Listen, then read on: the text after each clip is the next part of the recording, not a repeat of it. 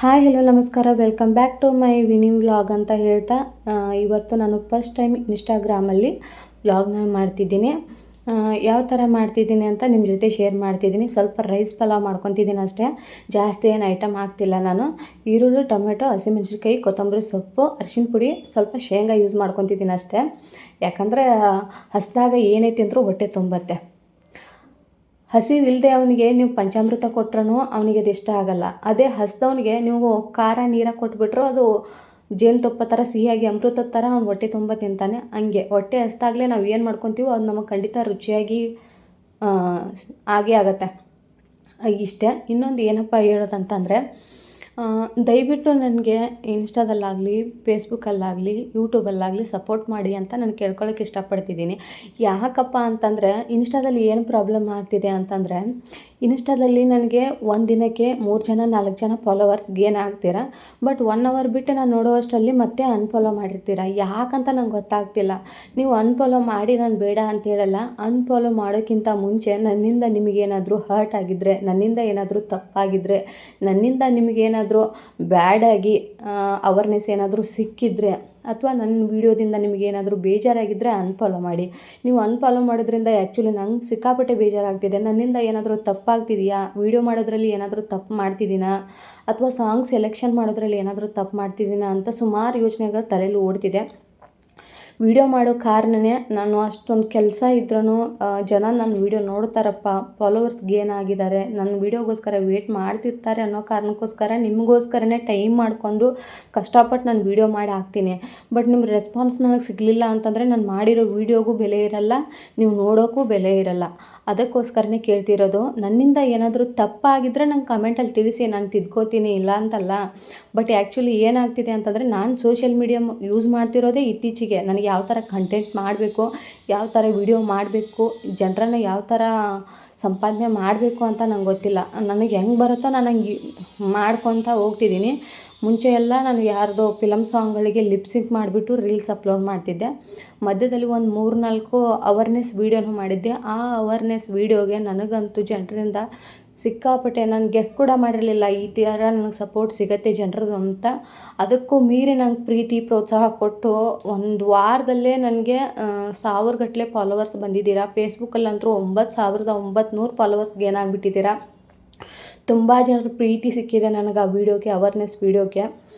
ಅದಕ್ಕೋಸ್ಕರ ನಂಗೆ ಸಿಕ್ಕಾಪಟ್ಟೆ ಖುಷಿಯಾಗಿದೆ. ಇನ್ನೊಂದು ಫೇಸ್ಬುಕ್ಕಲ್ಲಿ ಏನು ಪ್ರಾಬ್ಲಮ್ ಆಗಿದೆ ಅಂತಂದರೆ, ನನ್ನ ID ರೆಕಮೆಂಡೆಡ್ ಸಸ್ಪೆಂಡೆಡ್ ಅಂತ ಕೊಟ್ಟಿದ್ದಾರೆ. ಅಕ್ಟೋಬರ್ 18ರವರೆಗೂ ಅದು ಹಂಗೆ ಇರುತ್ತೆ ಪ್ರಾಬ್ಲಮ್ ಅಂತ ಹೇಳಿದ್ದಾರೆ. ಅದಕ್ಕೋಸ್ಕರನೇ ಫೇಸ್ಬುಕ್ಕಲ್ಲಿ ನನ್ನ ವೀಡಿಯೋ ಅಷ್ಟೊಂದಾಗಿ ರೀಚ್ ಆಗ್ತಿಲ್ಲ. ಅಕ್ಟೋಬರ್ 18ರವರೆಗೂ ನಾನು ವೇಟ್ ಮಾಡಲೇಬೇಕು. ಅದಾದಮೇಲೂ ಅದು ಪ್ರಾಬ್ಲಮ್ ಏನಾಗುತ್ತೋ ಏನಿಲ್ವೋ ಅಂತ ಅದೊಂದು ಟೆನ್ಷನ್ ಆಗಿಬಿಟ್ಟಿದೆ. ಅದನ್ನು ನೋಡಬೇಕು 18ರವರೆಗೂ. ಆಮೇಲೆ ಇನ್ಸ್ಟಾದಲ್ಲಿ ಚೆನ್ನಾಗಿ ಬರ್ತಿದೆ, ಒಂದು ವ್ಯೂಸ್ ಚೆನ್ನಾಗಿ ಬರುತ್ತೆ, 500-600 ಬರುತ್ತೆ.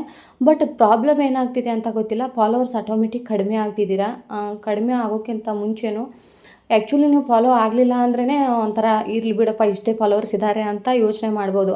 ಬಟ್ ನೀವು ಜಾಸ್ತಿ ಫಾಲೋವರ್ಸ್ ಆಸೆ ತೋರಿಸ್ಬಿಟ್ಟು ಮತ್ತೆ ಅನ್ಫಾಲೋ ಮಾಡ್ತಿದ್ದೀರಲ್ಲ, ಅದು ತುಂಬ ಬೇಜಾರಾಗುತ್ತೆ. ದಯವಿಟ್ಟು ಪ್ಲೀಸ್ ಆ ಥರ ಎಲ್ಲರೂ ಮಾಡಬೇಡಿ. ಹಾಗೆ ನನಗೆ ಇನ್ಸ್ಟಾದಲ್ಲಿ ಪ್ರೊಫೈಲಲ್ಲಿ ಡಿಸ್ಕ್ರಿಪ್ಷನಲ್ಲಿ ನಂದು ಯೂಟ್ಯೂಬ್ ಲಿಂಕ್ ಹಾಕಿದ್ದೀನಿ. ದಯವಿಟ್ಟು ಯೂಟ್ಯೂಬಲ್ಲಿ ಕೂಡ ನಮಗೆ ಸಪೋರ್ಟ್ ಮಾಡಿ ಅಂತ ಕೇಳ್ಕೊತಿದ್ದೀನಿ. ವ್ಯೂಸ್ ಚೆನ್ನಾಗಿ ಬರುತ್ತೆ, ಲೈಕ್ಸ್ ಯಾರೂ ಕೊಡಲ್ಲ, ನೋಡ್ತೀರಾ ಹಂಗೆ ಸುಮ್ಮನಾಗ್ಬಿಡ್ತೀರಾ. ಇನ್ಸ್ಟಾದಲ್ಲೂ ಅದೇ ಪ್ರಾಬ್ಲಮ್ಮು, ಫೇಸ್ಬುಕ್ಕಲ್ಲೂ ಅದೇ ಪ್ರಾಬ್ಲಮ್ಮು, ಯೂಟ್ಯೂಬಲ್ಲೂ ಅದೇ ಪ್ರಾಬ್ಲಮ್ಮು.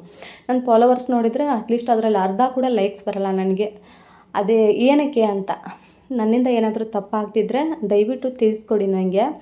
ನಿಮ್ಮಿಂದನೇ ನಾನು ಅಂತ ಹೇಳೋಕ್ಕೆ ಇಷ್ಟಪಡ್ತೀನಿ. ಯಾಕಂತಂದರೆ ನಮ್ಮ ಫ್ಯಾಮ್ಲಿಯಲ್ಲಿ ಸೋಷಿಯಲ್ ಮೀಡಿಯಾ ಜಾಸ್ತಿ ಯಾರೂ ಯೂಸ್ ಮಾಡಲ್ಲ. ನಾನು ನನ್ನ ಖುಷಿಗೋಸ್ಕರ ಯೂಸ್ ಮಾಡ್ತಿದ್ದೀನಿ ಅಷ್ಟೇ. ನಿಮ್ಮ ಸಪೋರ್ಟ್ ಇಲ್ಲದೇ ನಾನು ಏನೂ ಮಾಡೋಕ್ಕಾಗ್ತಿರ್ಲಿಲ್ಲ. ನಿಮ್ಮ ಸಪೋರ್ಟಿಂದನೇ ನಾನು ಇಲ್ಲಿವರೆಗೂ ಬಂದಿದ್ದೀನಿ. ಆಲ್ಮೋಸ್ಟ್ ನಾನು ಒಂದು ಇನ್ಸ್ಟಾಗ್ರಾಮ್ ಯೂಸ್ ಮಾಡೋಕ್ಕೆ ಸ್ಟಾರ್ಟ್ ಮಾಡಿ ಒಂದು 1-2 ಮಂತ್ ಆಯಿತು. ಯಾವುದೇ ಪ್ರಾಬ್ಲಮ್ ಇಲ್ಲದೆ, ಯಾವುದೇ ಬ್ಯಾಡ್ ಕಮೆಂಟ್ಗಳಿಲ್ಲದೆ ಇಲ್ಲಿವರೆಗೂ ಬೆಳೆದಿದ್ದೀನಿ. ಅದೇ ನಂಗೆ ತುಂಬ ಒಂಥರ ಖುಷಿ ಆಗಿಬಿಡತ್ತೆ. ಯಾಕಂತಂದರೆ ಆ ಥರ ಕಂಟೆಂಟು ನಾನು ಜಾಸ್ತಿ ಮಾಡೋಕ್ಕೆ ಹೋಗಲ್ಲ. ನನಗೇನು ಅನಿಸುತ್ತೋ ನಾನು ಓನಾಗಿ ಅವೇರ್ನೆಸ್ ವೀಡಿಯೋಗಳನ್ನ ಮಾಡ್ತೀನಿ. ನನ್ನ ಭಾಷೆಯಲ್ಲೇ ಮಾಡ್ತೀನಿ. ಕೆಲವೊಂದಿಷ್ಟು ಜನ ನನ್ನ ಭಾಷೆ ಅರ್ಥ ಆಗುತ್ತಿಲ್ವೋ ಗೊತ್ತಿಲ್ಲ, ನನ್ನ ಭಾಷೆಯಲ್ಲೇ ನಾನು ವೀಡಿಯೋ ಮಾಡ್ಕೊತೀನಿ. ಆಮೇಲೆ ಇನ್ನೊಂದು ಲಿಪ್ ಸಿಂಕ್ ರೀಲ್ಸ್ ಮಾಡಿ ಹಾಕ್ತೀನಿ. ದಯವಿಟ್ಟು ನಿಮ್ಮಿಂದನೇ ನಾನು ಅಂತ ಹೇಳಕ್ಕೆ ಟ್ರೈ ಮಾಡ್ತಿದ್ದೀನಿ. ನನ್ನಿಂದ ಏನಾದರೂ ಮಿಸ್ಟೇಕ್ ಆಗ್ತಿದ್ರೆ ಅದನ್ನು ಹೇಳ್ಕೊಡಿ. ಇದೇ ಥರ ಸಾಂಗ್ನ ಸೆಲೆಕ್ಟ್ ಮಾಡಿ ಅಥವಾ ಇದೇ ಥರ ಕಂಟೆಂಟ್ ಮಾಡಿ ಅಂತ ನನಗೆ ಹೇಳಿದರೆ ನಾನು ಖಂಡಿತ ಅದೇ ಥರ ಟ್ರೈ ಮಾಡ್ತೀನಿ. ದಯವಿಟ್ಟು ಸಪೋರ್ಟ್ ಮಾಡಿ ಅಂತ ಪದೇ ಪದೇ ಕೇಳ್ತಿದ್ದೀನಿ. ಇದ್ರ ಮೇಲೆ ನಿಮ್ಮ ಇಷ್ಟ.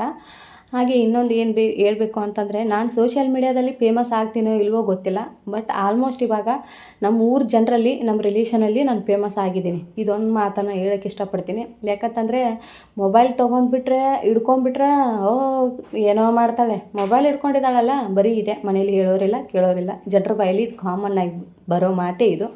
ಮೊಬೈಲ್ ಹಿಡ್ಕೊಂಡ ತಕ್ಷಣ, ವಿಡಿಯೋ ಮಾಡಿದ ತಕ್ಷಣ ನಮ್ಮ ಫ್ಯಾಮಿಲಿ ರೆಪ್ಯುಟೇಷನ್ ಏನು ಹಾಳಾಗಲ್ಲ, ನಿಮ್ಮ ಮಾತಾಡೋರು ಬಾಯಿದೆ ಹಾಳಾಗೋದು. ಅದನ್ನು ಅರ್ಥ ಮಾಡ್ಕೊಂಬಿಟ್ಟು ವೀಡಿಯೋದಲ್ಲಿ, ನಮ್ಮ ವೀಡಿಯೋ ನೋಡೋದಲ್ಲಾಗಲಿ, ನಮ್ಮ ಫ್ಯಾಮಿಲಿ ಮುಂದೆ ಮಾತಾಡೋದಾಗಲಿ ಮಾತಾಡಿ ಅಂತ ನಾನು ಹೇಳೋಕ್ಕೆ ಇಷ್ಟಪಡ್ತೀನಿ.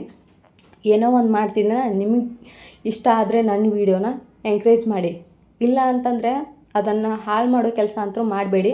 ಯಾಕಂದರೆ ಇವಾಗಿನ ಕಾಲದಲ್ಲಿ ನಾವು ಮಾಡಿರೋದು ನಾವೇ ಅನುಭವಿಸ್ಬೇಕಾಗಿರೋ ಕಾಲ ಇದು. ಕರ್ಮ ರಿಟರ್ನ್ ಅಂತಾರಲ್ಲ, ನಾವು ಜನರಿಗೆ ಒಳ್ಳೆಯದೇ ಮಾಡಲಿ ಕೆಟ್ಟದ್ದೇ ಮಾಡಲಿ ಅದನ್ನು ನಾವು ಅನುಭವಿಸೇ ಹೋಗಬೇಕು ಅಂಥದ್ದು ಕಾಲ ಇವಾಗ. ಅದಕ್ಕೆ ದಯವಿಟ್ಟು ಹೇಳೋದು, ನಿಮ್ಮ ಹತ್ರನೂ ಟೈಮ್ ಇದ್ದರೆ ಅದನ್ನು ಒಳ್ಳೆಯದಕ್ಕೆ ಯೂಸ್ ಮಾಡ್ಕೊಳ್ಳಿ. ಮೊಬೈಲಲ್ಲಿ ನೀವು ಏನೇ ಸರ್ಚ್ ಮಾಡಿದರೂ ಬರುತ್ತೆ.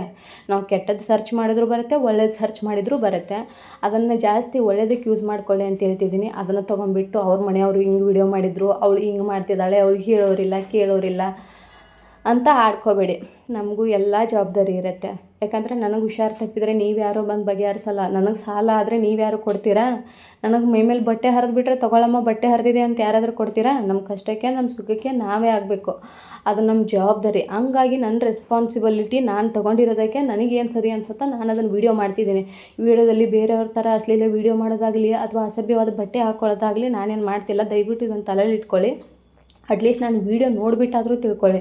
ಏನು ಮಿಸ್ಟೇಕ್ ನಿಮಗೇನಾದರೂ ತಪ್ಪು ಕಾಣಿಸಿದ್ರೆ ನನಗೆ ಹೇಳಿ, ನಾನು ತಿದ್ಕೊತೀನಿ, ಪರವಾಗಿಲ್ಲ. ಬಟ್ ಏನು ತಪ್ಪು ಮಾಡ್ದೇನೆ ವೀಡಿಯೋ ಮಾಡೋದೇ ತಪ್ಪು ಅಂತ ನೀವು ಹೇಳ್ತಿದ್ದೀರಲ್ಲ, ಅದನ್ನು ನಾನು ಯಾವುದೇ ಕಾರಣಕ್ಕೂ ಒಪ್ಕೊಳ್ಳೋದಿಲ್ಲ.